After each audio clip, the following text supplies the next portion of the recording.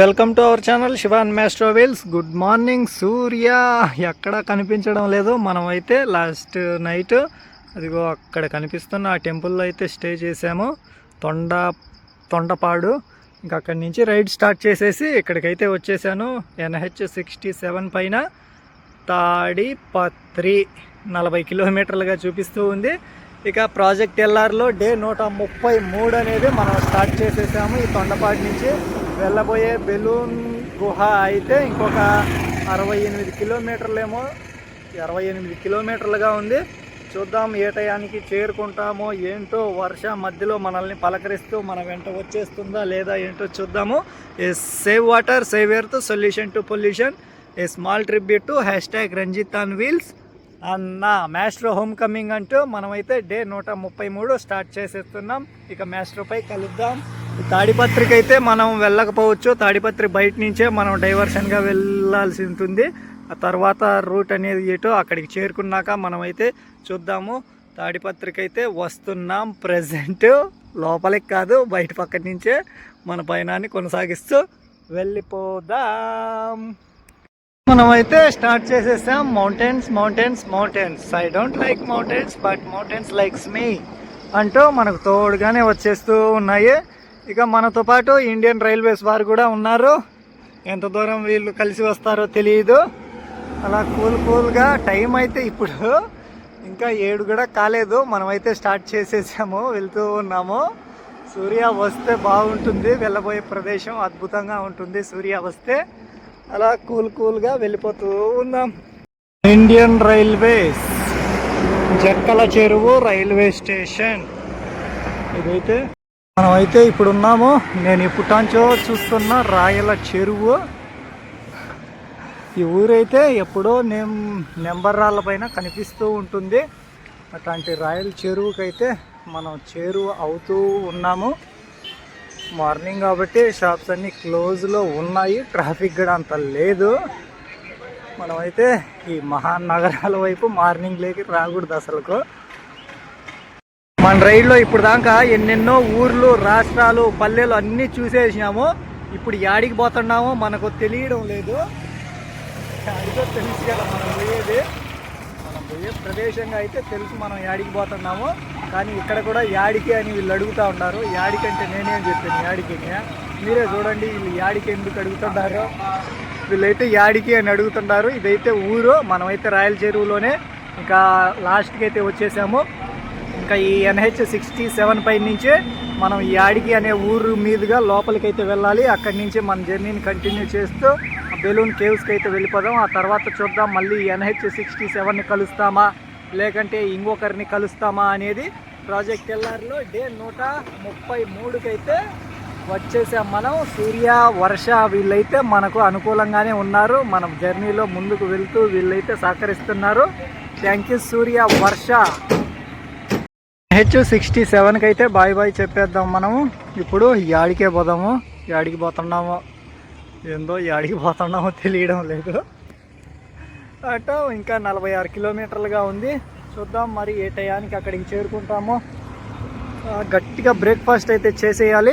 చిన్న పల్లెటూర్లుగా వచ్చేస్తాయి. ఇక అయితే వెళ్ళిపోయి తినేస్తూ వెళ్ళిపోదాం మన జర్నీలో ముందుకి. అలా వెళ్ళిపోతూ ఉందాం.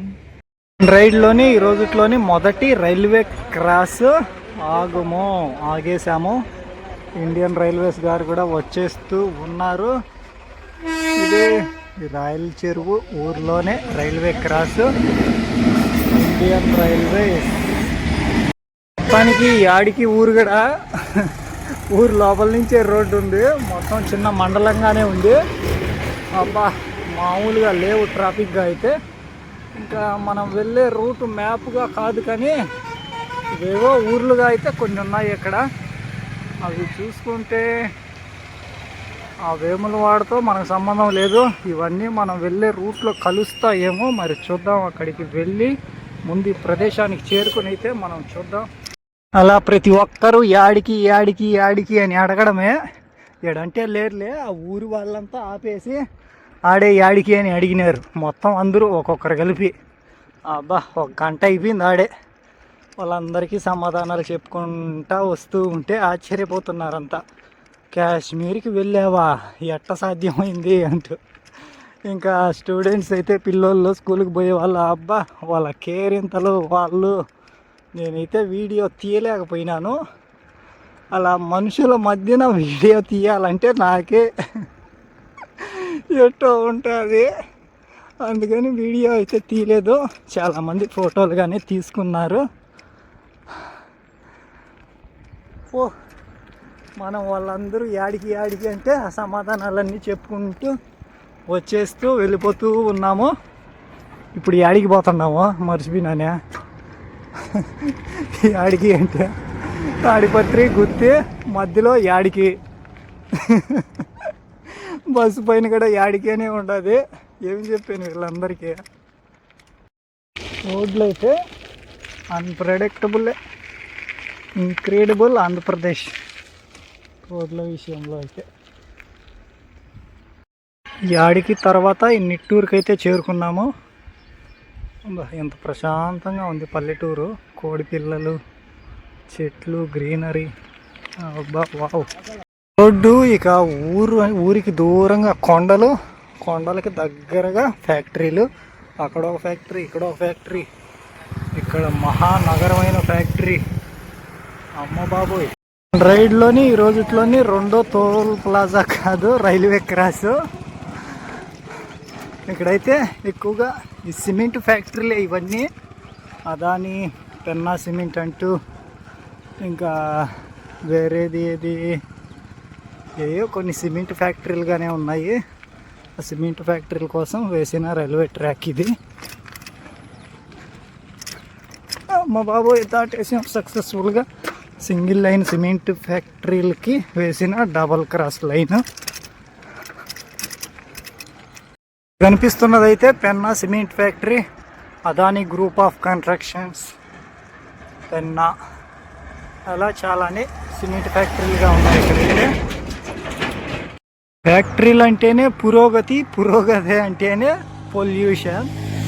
అలా నిరంతరం రన్ అవుతున్నప్పుడు, రన్ కానప్పుడు పొల్యూషన్ జరిగితేనే మన పురోగతిలో మనం ముందుకు వెళ్తున్నట్టుగా. మనమైతే బుగ్గ అనే ఊరిని దాటుకొని వచ్చేసినాము. అక్కడ ఒక జంక్షన్గా వచ్చింది. ఒకవైపు తాడిపత్రికి వెళ్ళిపోతుంది, ఒకవైపు అయితే మనం ఇప్పుడు వెళ్తున్న ఈ రూటు ఆ బెలూన్ కేవ్స్ అంటూ ఇంకా అటువైపు నుంచి అటు వెళ్తే కర్నూలుకి కూడా వెళ్ళిపోతుంది. మనం ఆ బెలూన్ కేవ్స్ అయితే చూసుకొని ఆ తర్వాత అనేది మన రూట్ అనేది డిసైడ్ చేద్దాము. తాడిపత్రి అయితే వెళ్ళకపోవచ్చు అనుకుంటున్నాను. మొత్తం కొండలే కొండలు, రోడ్డు పనులు జరుగుతూ ఉన్నాయి. కొండలపైనే కాలనీలు. ఇంకా ఇక్కడున్న జమ్మలమడుగు, తాడిపత్రి ఈ పరిసర ప్రాంతాలైతే మొత్తం కొండలే ఉండేది. అందుకని బండలే ఎక్కువగా తీస్తూ ఉంటారు కొండల నుంచి. కొండలు కాదు, గనులుగా, చిన్న చిన్న గనులుగా బండలే. ఇంటి నిర్మాణంలో బండలు అంటే గ్రానైట్ మార్బల్సే కాదు, ఇలా నల్ల బండలు కూడా ఎక్కువ శాతంగా వాడుతూ ఉంటారు చిన్న చిన్న ఊర్లల్లో. అందుకు ఈ ప్రాంతంలో అయితే గనుల మాదిరిగానే ఉంటాయి ఈ బండలు అనేటివి. వాటిని తీసి ఇంకా కట్ చేసి ముక్కలుగా వేస్టేజ్ అంతా ఇక్కడ వేసేసారు. ఇవి కూడా చిన్న ఫ్యాక్టరీలుగానే ఉన్నాయి ఈ ప్రాంతంలో అయితే. అది అక్కడ వెనకమాల ఎక్కడో ఫ్యాక్టరీలుగా నల్ల బండలు. బండలు అంటే గ్రానైట్ మార్బల్సే కాదు, ఈ నల్ల బండలు అని చెప్పాను కదా. అవి అయితే ఇక్కడ ఈ కొండల్లోనే కొన్ని కొండలలో ఈ బండలు అయితే దాగి ఉన్నాయి. అలాంటి కొండలను అయితే చెక్ చేస్తూ, బండలను అయితే అక్కడ తీస్తూ, వాటిని కట్ చేసి పీసులు బట్టి కాస్త పాలిష్ చేసి అలా వినియోగిస్తారు. అదే బండలు ఉండే కొండ అంతా. అది మొత్తం నల్లటి బండ కొండ. అట్ట చాలా కొండలుగానే ఉన్నాయి ఇక్కడైతే. అలా మొత్తం అన్నీ కట్ చేసిన వేస్ట్ ఆఫ్ పీసెస్ ఇవన్నీ. దాంట్లోంచి తీసే మెటీరియల్ 100% అయితే 50% ఉపయోగిస్తారు. మిగతా 50% ఈ విధంగా వేస్టేజ్ అయిపోతూ ఉంటుంది. మన రైడ్లో మళ్ళీ ఒక జంక్షన్ దగ్గరికి వచ్చేసినాము. స్ట్రైట్గా వెళ్ళిపోతే బనగానపల్లి. ఆవుకు ఏంటి అయ్యా ఈ ఊరిలో జమ్మలమడుగు. మనమైతే ఇంకొక 6 కిలోమీటర్లు స్ట్రైట్గా వెళ్ళి అక్కడ ఆ ప్రదేశాన్ని చూసుకునే మళ్ళీ వెనక్కి వచ్చి ఇటువైపుగా పైన ఉంటుంది అనుకుంటున్నాను నేనైతే. మరి అది అవునో కాదో తెలియదు ప్రజెంట్ నాకు. ఈ సర్కిల్లో అయితే వెళ్ళిపోతుంది జమ్మలమడుగు. ఇది కొలిమిగుండ్ల అనే ఊరు సర్కిల్ ఇది. మనం వచ్చిందైతే అక్కడి నుంచి బుగ్గ నుంచి అయితే వచ్చేసాము. ఇప్పుడైతే ఆ ప్రదేశం ఇంకొక 6 కిలోమీటర్లు ఉంది. అలా వెళ్ళిపోయి చూసేసి ఆ తర్వాత ప్లాన్ చేద్దాం. అటు బనగానపల్లె, మనమైతే లాస్ట్ టైం బనగానపల్లికి వెళ్ళాము. అక్కడి నుంచే యాగంటికి వెళ్ళిపోయాము. బనగానపల్లి నుంచి మనమైతే ఎన్నెన్నో ప్రదేశాలన్నీ చూసుకుంటూ ఇప్పుడు అజంతా కేవ్స్ చూసాము, ఎల్లోరా కేవ్స్ చూసాము. ఇప్పుడైతే అవుకు కాదు, అక్కడైతే బుద్ధ కనిపిస్తున్నారు.